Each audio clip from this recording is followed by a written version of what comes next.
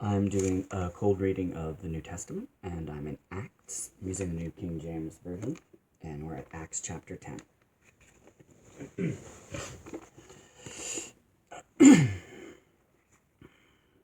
Cornelius sends a delegation.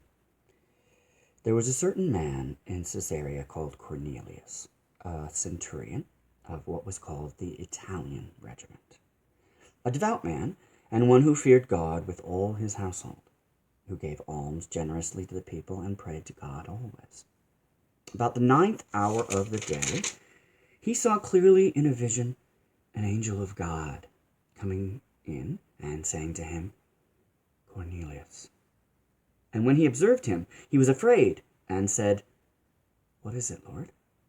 So he said to him, Your prayers and your alms have come up for a memorial before God. Now send men to Joppa and send for Simon, whose surname is Peter. He is lodging with Simon, a tanner, whose house is by the sea. He will tell you what you must do. And when the angel who spoke to him had departed, Cornelius called 2 of his household servants and a devout soldier from among those who waited on him continually.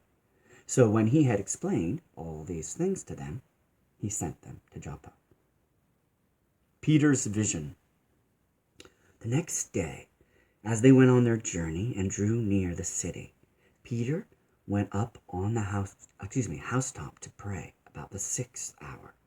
Then he became very hungry and wanted to eat.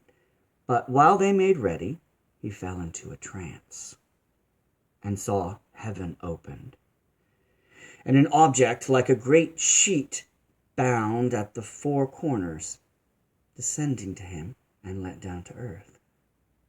In it were all kinds of 4-footed animals of the earth, wild beasts, creeping things, and birds of the air.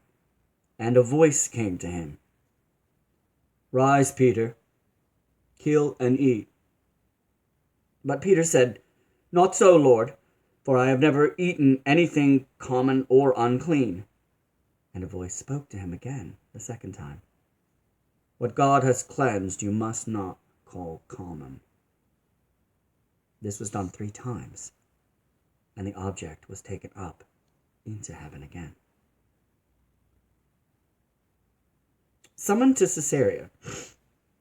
Now while Peter wondered within himself what this vision which he had seen meant, behold, the men who had been sent from Cornelius had made inquiry for Simon's house and stood before the gate. And they called and asked whether Simon, whose surname was Peter, was lodging there. While Peter thought about the vision, the Spirit said to him, Behold, 3 men are seeking you. Arise, therefore, go down and go with them, doubting nothing, for I have sent them. Then Peter went down to the men who had been sent to him from Cornelius and said, Yes, I am he whom you seek. For what reason have you come? And they said, Cornelius the centurion, a just man, one who fears God and has a good reputation among all the nations of the Jews, was divinely instructed by a holy angel to summon you to his house and to hear words from you. Then he invited them in and lodged them. On the next day, Peter went away with them, and some brethren from Joppa accompanied him. Peter meets Cornelius. And the following day, they entered Caesarea. Now, Cornelius was waiting for them and had called together his relatives and close friends. As Peter was coming in, Cornelius met him and fell down at his feet and worshipped him. But Peter lifted him up, saying, Stand up. I myself am also a man. And as he talked with him, he went in and found many who had come together. Then he said to them,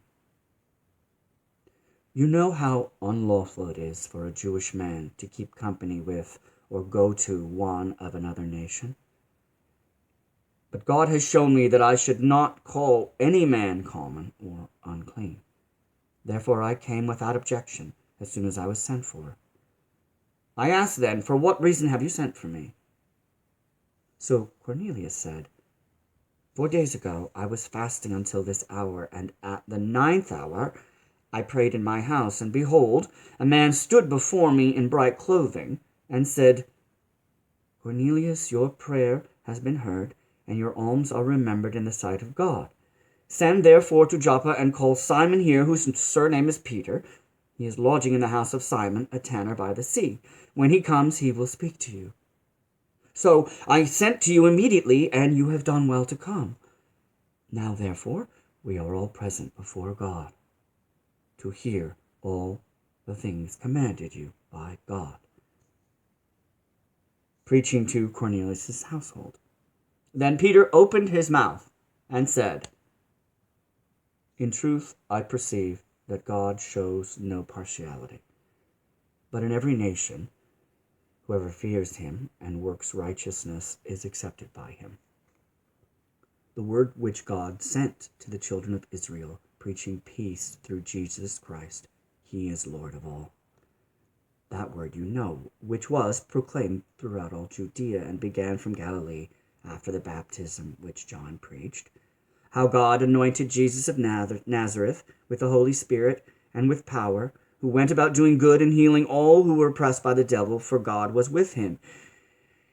And we were witness of all things which he did, both in the land and of the Jews in Jerusalem, whom they killed by hanging on a tree. Him God raised up on the third day and showed him openly, not to all the people, but to witnesses chosen before God, even to us, who ate and drank with him after he arose from the dead. And he commanded us to preach to the people and to testify that it is he who was ordained by God to be judge of the living and the dead. To him all the prophets witness that, throughout his name, whoever believes in him will receive remission of sins. The Holy Spirit falls on the Gentiles. While Peter was still speaking these words, the Holy Spirit fell upon all those who heard the word. And those of the circumcision who believed were astonished, as many who came with Peter, because the gift of the Holy Spirit had been poured out on the Gentiles also. For they heard them speak with tongues and magnify God.